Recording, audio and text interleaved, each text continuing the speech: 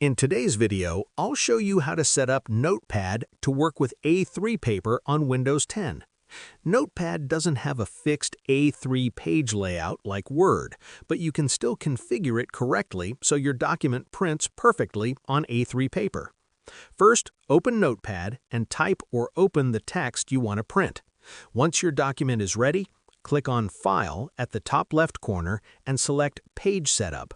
This is where all the A3 settings are controlled. In the Page Setup window, look for the Paper Size option.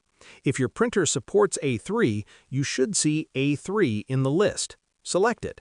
If A3 is not visible, don't worry yet. We'll fix that in a moment. Next, choose the orientation. Select Portrait if you want the page to be tall, or Landscape if you want it wide. Most people prefer Landscape for A3 because it gives more horizontal space.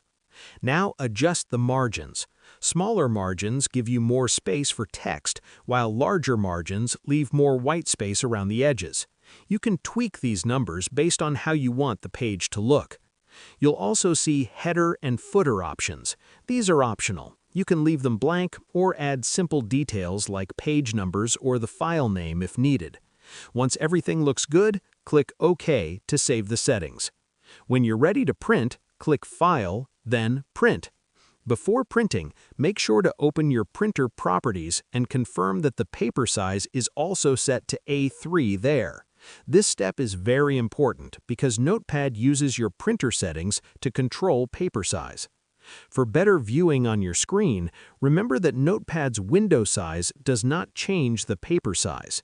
You can manually resize the Notepad window or maximize it to make editing easier, but the actual A3 size only applies when printing.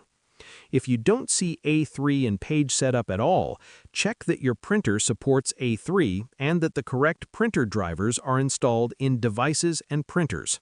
And that's how you make Notepad work with A3 paper on Windows 10. Share this video and subscribe for more helpful tutorials.